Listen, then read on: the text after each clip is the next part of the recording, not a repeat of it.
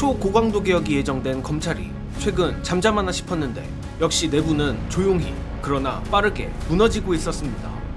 이른바 폴검의 원조격인 이창수 서울중앙지검장과 조상원 차장검사가 사의를 표명했다는 소식입니다.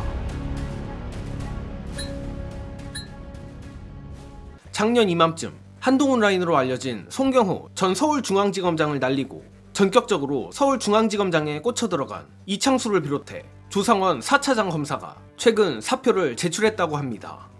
다들 아시다시피 당시에도 이창수는 사실상 김건희 명품백 사건과 도이치모터스 주가 조작 사건 무혐의를 위해 윤석열이 특수 배치한 것 아니냐는 의심이 지배적이었습니다.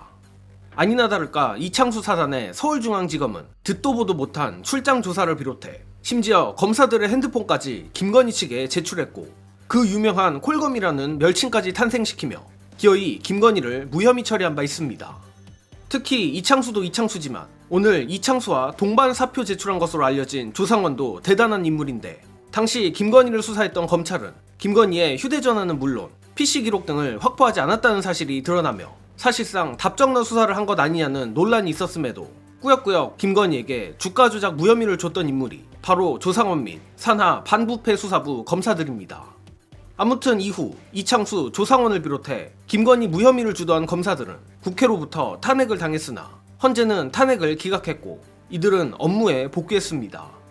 물론 현재 정권 교체가 매우 유력한 만큼 다음 정권에서 이 콜검들의 운명은 보나마나 뻔한 것이라 이창수, 조상원 입장에선 험한 꼴 보기 전에 미리 탈주한 게 아닐까 싶은데 이들의 탈주 이유에는 단순히 험한 꼴을 면한 것 이상의 이유가 있는 것 같습니다. 결론부터 말하자면 이는 검찰 내부의 급격한 지각 변동이 작용한 것이 아닐까 합니다. 안 그래도 지난달 25일 서울고검은 정말 이례적으로 김건희 주가 조작 사건에 대해 재기 수사 결정을 내린 바 있는데 독특한 것은 통상적으로 고검이 항고 사건에 대한 재기 수사를 명령하면 최초 수사를 한 검찰청의 다른 부서에서 재수사를 진행하지만 서울고검은 직접 수사를 하기로 결정한 것입니다. 참고로 서울고검장은 이번 내란 사태를 겪으며 꽤 유명해진 박세현이고 박세현은 한동훈과 매우 가깝다는 평이 많습니다. 즉 김건희 도이치모터스 사건이 서울중앙지검의 손을 떠나버렸고 그 사건을 다름 아닌 한동훈 라인이 수장으로 있는 서울고검이 맡게 된 이상 심우정과 더불어 검찰 내 신윤 핵심으로 불리는 이창수로서는 지옥이 현실이 돼버린 것입니다.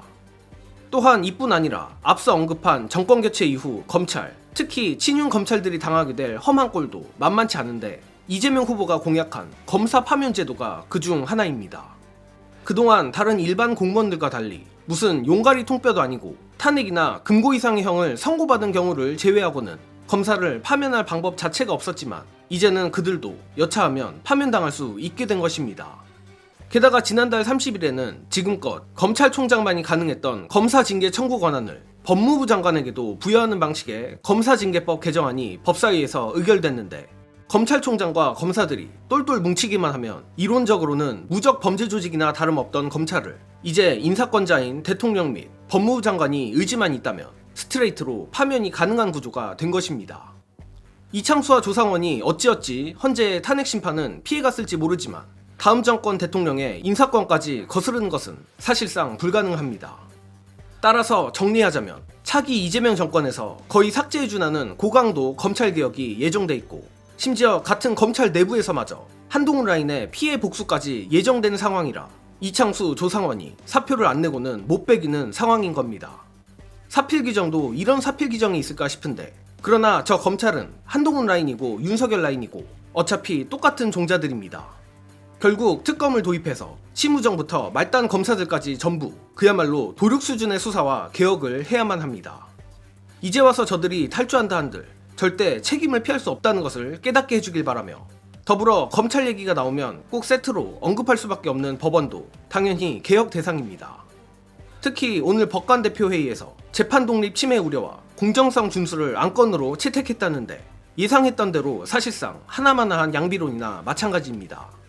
뼈를 깎는 법원 개혁안을 내도 모자랄 판에 저렇게 어설픈 입장을 취하는 걸 보면 법관들은 정말 쇼질도 못하는구나 싶습니다. 끝으로 저 법관들의 어설픈 쇼질에 어떻게 대응해야 하는가에 대한 영상 공유드리며 이번 소식은 여기서 마칩니다. 시청해주신 여러분 감사합니다.